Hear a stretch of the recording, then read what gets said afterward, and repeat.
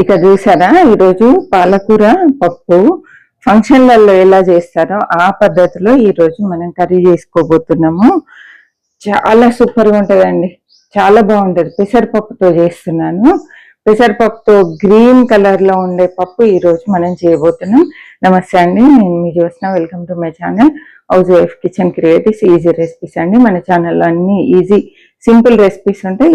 ఈ వీడియోని చివరి వరకు చూడండి, టిప్స్ మిస్ కాకుండా ఉంటుంది. మీకు పాలకూరతో ఎలాంటి రెసిపీస్ ఇష్టమో కామెంట్ చేయడం మర్చిపోవద్దు. చూస్తున్న ప్రతి ఒక్కరు చిన్న రిక్వెస్ట్ అండి, తప్పకుండా లైక్ చేయండి. ఓకే అండి. ఇదైతే ఒక 2 కట్టల పాలకూర తీసుకొని శుభ్రంగా కడిగి ఇలా కట్ చేసి పెట్టుకున్నా అండి. ఇప్పుడు పెసరపప్పు ఒక 15 మినిట్స్ ముందు చక్కగా శుభ్రంగా కడిగి నానబెట్టి పెట్టుకున్నాను. వాటర్ తీసేద్దాం. చాలా సార్లు చెప్పాను, ఈ తెల్లగా వాటర్ వస్తుంది కదా, ఇదంతా ఎసిడిటీ అవుతుందండి. పప్పు ఎప్పుడు కానీ నానబెట్టుకొని ఆ పైన ఉన్న నానబెట్టిన నీళ్లు కూడా తీసేయాలి, అప్పుడే ఎసిడిటీ కాకుండా ఉంటుంది. ఒక గిన్నె తీసుకున్నా, ఇందులో పప్పు వేస్తున్నా.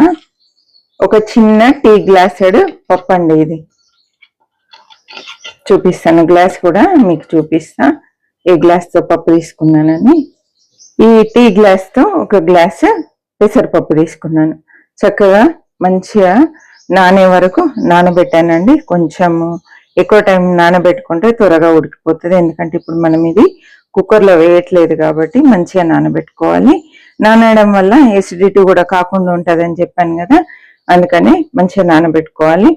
ఇందులో అయితే నేను 1.5 గ్లాస్ వాటర్ వేస్తున్నా అండి. ఇది అందాజకు వేస్తున్నాను, కొలత ఏం లేదు. ఓకేనా. ఇది వేసిన తర్వాత దీంట్లో మనము పచ్చికారము డైరెక్ట్ గా వేసుకోవాలి, అప్పుడే టేస్ట్ ఉంటుంది. మీరు తినే కారాన్ని బట్టి పచ్చిమిర్చి తీసుకోండి. నేనైతే ఒక 6 పచ్చిమిరపకాయలు తీసుకున్నాను, కొన్ని వెల్లుల్లిపాయలు తీసుకున్నాను. ఇందులోనే కొంచెం జీలకర్ర వేసుకోవాలి. ఇవన్నీ రోట్లో వేస్తున్నా అండి. ఆకుకూర పప్పు కాబట్టి ఉప్పు ఎక్కువ పట్టదండి. ఒక 1/2 టీ స్పూన్ తీసుకున్నాను, కావాలంటే మళ్ళీ వేసుకోవచ్చు. కొంచెం మనం పచ్చిమిర్చి దంపుకునేప్పుడు ఎప్పుడు కానీ కొంచెం ఉప్పు వేసుకోవాలి.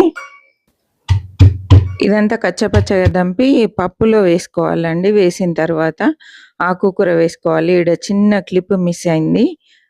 సింపులే కానీ రుచిలో మార్పు రావాలి అంటే ఇలా కొంచెం డిఫరెంట్గా ట్రై చేస్తే సూపర్ ఉంటుందండి. ఇప్పుడు మనం ఉప్పు ఆకుకూర పైన వేసుకుందామండి. కొంచెం చింతపండు పైన, కొంచెం పసుపు అండి. ఇప్పుడు దీనికి మూత పెట్టేసి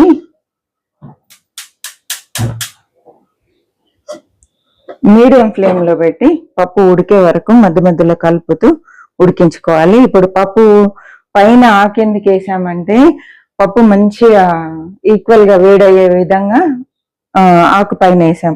కొంచెం సేపు వరకు కలిపొద్దండి, ఆకంతా మగ్గిపోయేంత వరకు కలిపొద్దు, అందుకే ఆకు పైన పప్పు కింద వేసాము.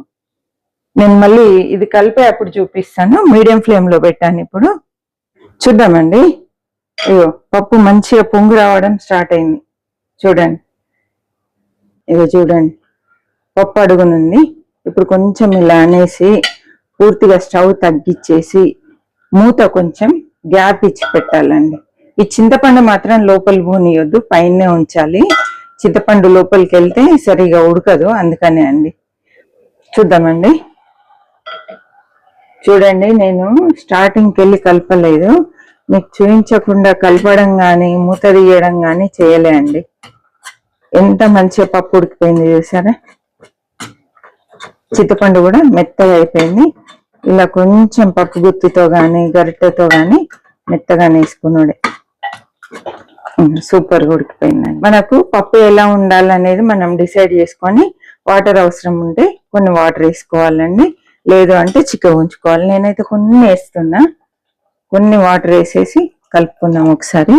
కొంచెం ఈ పప్పు లిక్విడ్గా ఉంటే బాగుంటుంది, లేదు ముద్దగా కావాలంటే కూడా మనము వదిలేయచ్చు. ఇప్పుడు చల్లారినాక ఇది కూడా గట్టిగా అవుతుందండి. ఇక్కడ చూడండి, ఫ్రెష్ కొత్తిమీర ఒక గుప్పడి వేస్తున్నా. కొంచెం సేపు ఉడికినాక తాలింపు పెట్టేసుకోవడం. కానీ అస్సలు మిస్ చేయకండి ఈ పప్పుని మాత్రం. అసలు ఎంత టేస్ట్ ఉంటుంది తెలుసా అండి, చాలా చాలా బాగుంటది. ఇప్పుడు మూత పెట్టేద్దాం కొంచెంసేపు. ఇది పక్కన పెడుతున్నా అండి. పప్పు పర్ఫెక్ట్ రెడీ అయింది. తాలింపుకి రెడీ చేస్తున్నాను.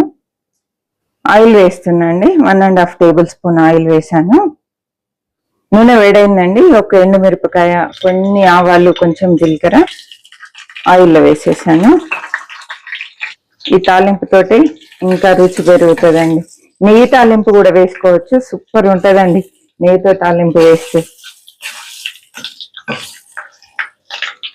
ఆవాలు జీలకర్ర చిట్పట్లాడుతున్నాయి.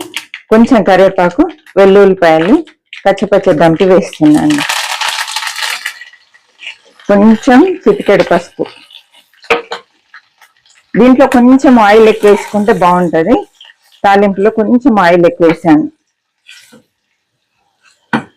మీరు అనుకోవచ్చు పప్పు కాంటి ఇంత ఆయిల్ వేసిందని చెప్పి. 1.5 టేబుల్ స్పూనే అండి నేను వేసింది. సాధారణంగా 1 టేబుల్ స్పూనే వేస్తా. ఒక 1/2 టేబుల్ స్పూన్ కొంచెము ఎక్కువ వేసానండి. వెల్లుల్లిపాయ వేగితేనే టేస్ట్ బాగుంటుంది. కలర్ స్టార్ట్ అయినాయి. స్టవ్ ఆఫ్ చేస్తున్నా. ఈ తాలింపు ఇందులో వేసేసి మూత పెట్టేసేయాలి, ఫ్లేవర్స్ బయటకు పోకుండా. చూద్దామండి. ఓ సూపర్ అయింది చూడండి. కొంచెం టేస్ట్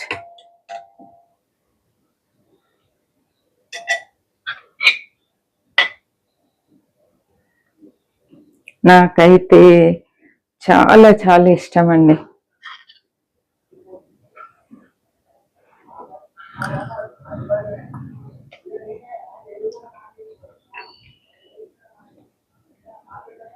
కొంచెం సాల్ట్ పడుతుంది. ఎంత సూపర్ ఉందంటే నెయ్యి వేసుకొని తింటే ఇక అమృతమే. పచ్చి కారం టేస్ట్తో భలే ఉందండి. ఫ్రెష్ కొత్తిమీర టేస్ట్తో కారం పచ్చి పచ్చిగా ఇట్లా తగులుతుంది. ఎండు కారంకి పచ్చి కారంకి చాలా డిఫరెన్స్ ఉంటుందండి. ఒకసారి అయితే తప్పకుండా ట్రై చేయండి. చపాతీలో బాగుంటుంది, పూరీలోకి బాగుంటుంది, రైస్లో అయినా బాగుంటుంది. మీరు దేంట్లో తిన్నా ఇక వదలరు.